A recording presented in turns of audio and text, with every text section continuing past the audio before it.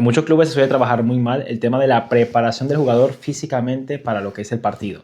Y te voy a explicar por qué, porque estos son los principios que explico en mi libro Entrenar para competir, donde enseño mucho de que la parte de entrenamiento individual en el aspecto físico a veces se hace con una carrera continua.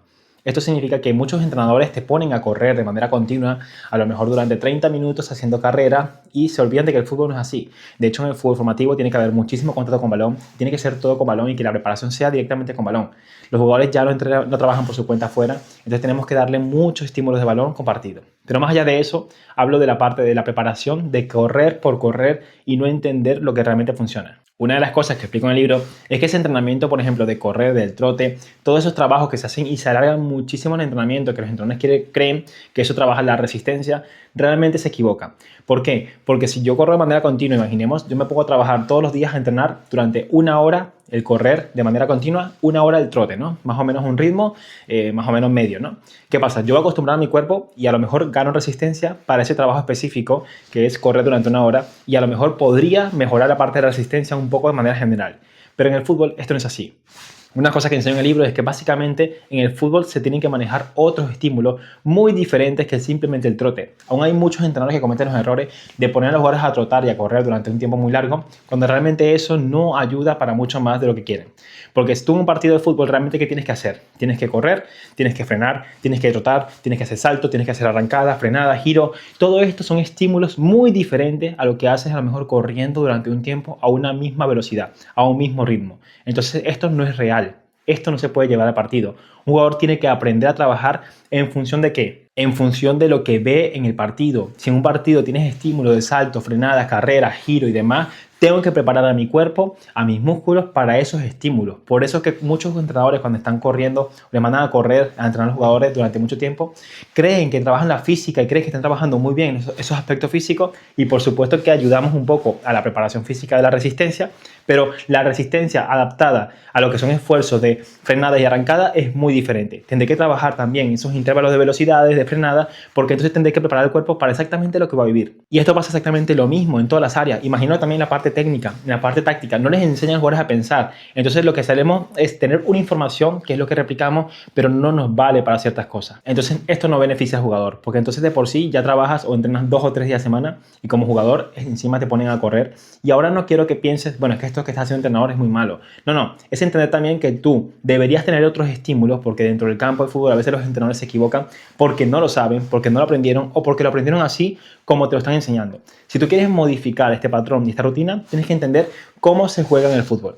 Tu objetivo cada día de la semana tiene que ser prepararte para el partido. La pregunta es, dentro del partido, ¿qué haces? ¿Cómo entrenas? ¿Cómo trabajas? ¿Qué es lo que haces exactamente en el partido de estímulos, de velocidad, de esfuerzo que no haces día a día en los entrenamientos?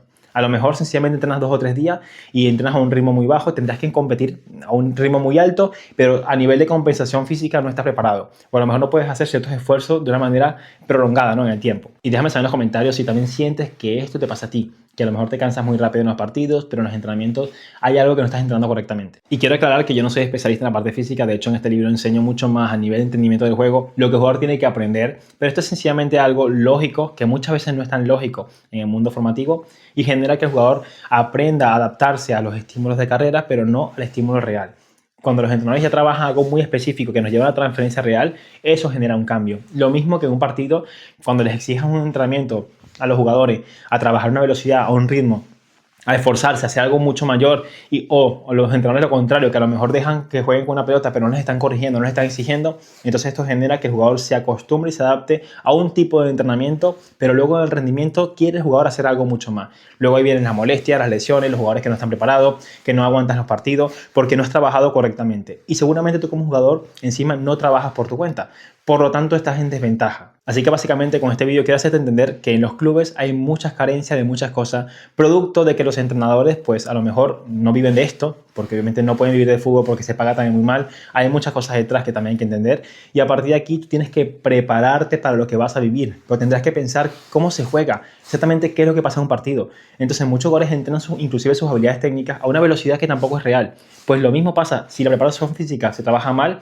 no estás preparado físicamente para ciertos esfuerzos. Si la parte individual técnica no se trabaja bien, no estás preparado para hacerlo sin esta velocidad. Si la parte táctica sencillamente te dice lo que tienen que hacer, no estás preparado para improvisar y a pensar qué es lo que está pasando función de los estímulos y de lo que percibes. A partir de ahí, lo que haces es reaccionar a las cosas.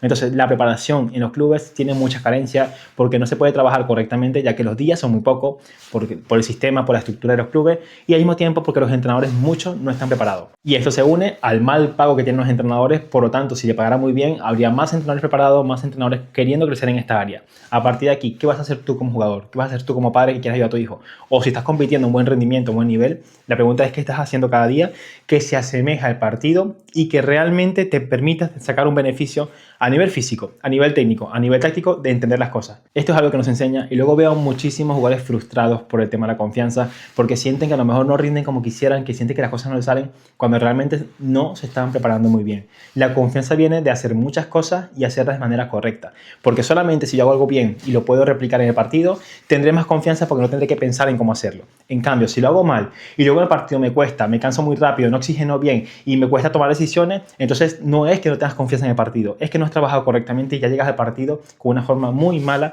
y no te permite poder avanzar o poder demostrar tus habilidades porque físicamente estás adaptado a lo mejor a las carreras continuas, pero no a los cambios de ritmo, frenada y sprint. Y eso te hace creer que tú has estado entrenando mucho, y aunque entrenes durante un mes, carrera continua, durante 1 hora o 2 horas diario, eso va a generar que generes una resistencia específicamente, pero no te va a ayudar para ciertas cosas dentro del campo porque la física adaptada al partido requiere de estímulos de velocidad, fuerza y demás. En fin, no te quiero marear con todo esto, pero sí que entiendas que a lo mejor lo que estás haciendo ahora mismo no te vale. Y entonces eso baja tu confianza. ¿Por qué baja tu confianza? Porque si no rindes igual, si no rindes bien, si te cansas muy rápido, si no estás preparado para lo que tienes que hacer, lo más normal es que luego reacciones, porque empiezas a improvisar, porque tu mente es la clave de todo. Si tu mente no tienes despejado todo, no tienes muy claro lo que tienes que hacer, no has trabajado correctamente y encima no lo puedes hacer bien dentro del campo, cuando estás cansado ya no piensas. Entonces ya no piensas, realizas malas cosas y crees que es que te falta motivación, que te falta confianza, que no eres bueno, cuando muchas veces esto no es lo correcto. Lo correcto es el trabajo que haces diario.